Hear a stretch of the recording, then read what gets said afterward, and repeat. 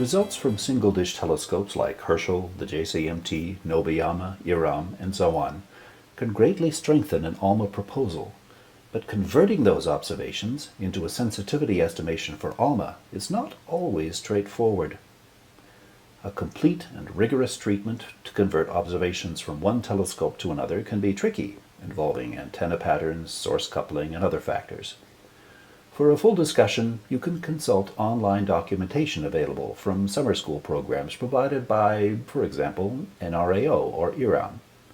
Fortunately, if we just need to use these single-dish results to estimate ALMA sensitivities, we can use some simple approximations. Suppose your single-dish observation was presented in Janskys per beam, which is the flux density of the source measured within the telescope's beam. To estimate the flux density within ALMA's usually much smaller beam, you'll need an estimate of the angular size of the source. If the source is small compared to the ALMA beam, for example, then all of the flux will fit into the beam. You're basically done. You now know the expected flux density for an ALMA observation, and you just need to decide on the signal-to-noise ratio you need. But what if you know, or have reason to believe, that the source is bigger than the ALMA synthesized beam? Let's look at an example. Suppose you have a CSO observation of a submillimeter galaxy and have measured a flux density of 32 millijanskys within the CSO beam. From other evidence, you believe that the angular size of the galaxy is about 2 arcseconds, and you'd like to observe it with ALMA at an angular resolution of half an arcsecond. That 2 arcsecond wide galaxy is now 4 ALMA beams wide, or 16 ALMA beams in area. This would mean that 32 millijanskys measured by the CSO beam was spread across 16 ALMA beams. The expected flux density in the ALMA beam would thus be only 2 millijanskys per beam. If you wanted a 5-segment detection, you'd need a sensitivity of 0.4 millijanskys per beam. Observations from single-dish telescopes, particularly spectral data, are often quoted in units of kelvins or kelvins kilometer per second, which is the integrated intensity over a spectral line. The simplest, if not most rigorous way to use an antenna temperature to estimate an ALMA observation is first to convert the antenna temperature into a flux density using the point source approximation, usually written like this, where this is the intensity in kelvins, this is the flux density, and this is the effective area of the antenna surface of the single-dish telescope, equal to the area of the antenna, pi r squared, times the overall aperture efficiency.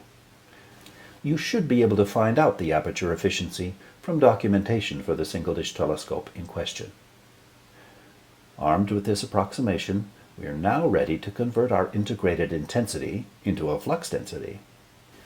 Plugging in the appropriate values and constants, the conversion factor simplifies to this, where d is the diameter of the single-dish telescope in meters, and eta sub a is the aperture efficiency.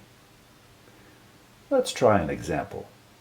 Suppose we had an IRAM observation of a protostellar envelope in Rho Fucus and detected the 1 kilometer wide N2H plus line with an integrated intensity of 1 Kelvin kilometer per second. Now IRAM has an antenna diameter of 30 meters and, checking the IRAM website, an aperture efficiency of 0.6 at 93 gigahertz.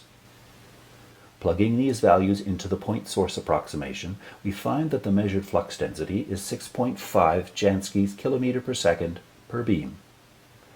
Let's observe it with ALMA at an angular resolution of 1 arcsecond. What flux density would we expect in a 1 arcsecond ALMA beam? Well, as we found before, that depends on how large the source is.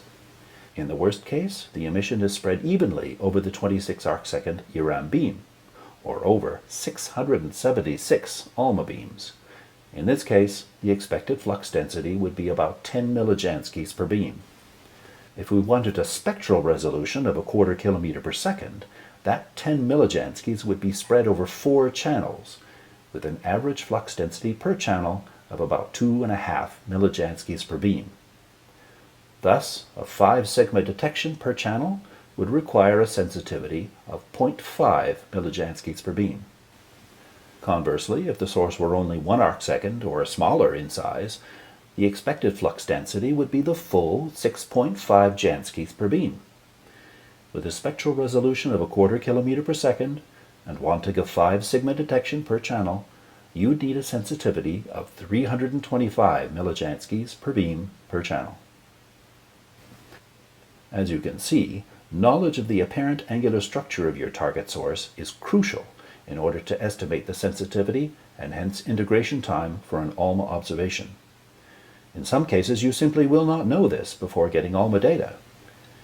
In the absence of other data, or a solid physical argument that leads you to expect a particular range of angular sizes, it's probably a good idea to make the most conservative assumption that the source fills the single dish beam.